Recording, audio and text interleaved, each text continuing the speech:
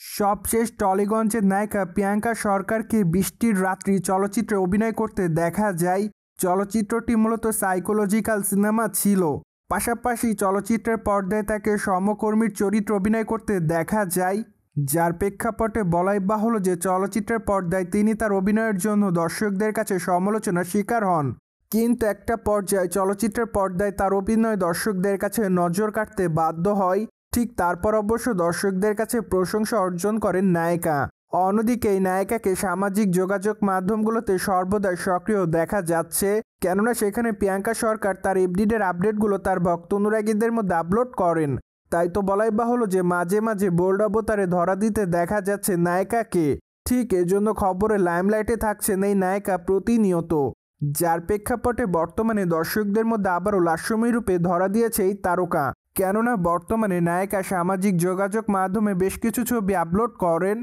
By-the-way তার প্রকাশ করা ছবিতে দেখা যায় গোলাপি গাউনে দর্শকদের মধ্যে খোলামেলা চুলে ধরা দিতে, পাশাপাশি মানানসই অলঙ্কারে তাকে দেখতে বেশ সুন্দরী দেখাচ্ছে।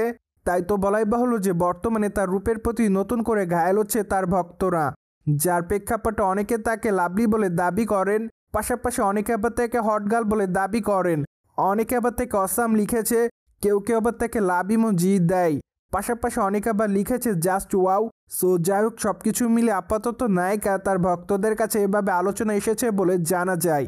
বাই-দ্য-ওয়ে বর্তমানে টলিগঞ্জে দর্শকপ্রিয় নায়িকাদের মধ্যে অন্যতম প্রিয়াঙ্কা সরকার, কেননা এই তারকা তার কেরিয়ারেরই মধ্যে একাধিক চলচ্চিত্র উপহার দিয়েছে তিনি তার ভক্তদের। তাই তো বলাই বাহুল্য যে তিনি তার অভিনয় গুণের পাশাপাশি তিনি তার রূপের জাদুতে তার ভক্তদের মধ্যে নজরে এসেছেন বারংবার, যার জন্য দর্শকদের কাছে প্রতিনিয়ত লাইমলাইটে থাকছেন এই তারকা। এদিকে বর্তমানে নায়িকার হাতে বেশ কয়েকটা চলচ্চিত্রের কাজ আছে বলে জানা যায়।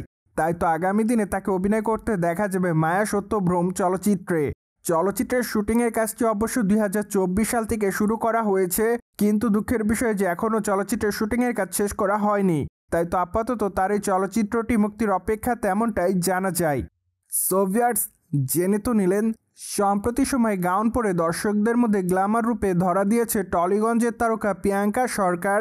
ফলে বিষয়টি নিয়ে আপনাদের কোনো মতামত থাকলে কমেন্ট বক্সে জানাতে ভুলবেন না। Subscribe channel for more update.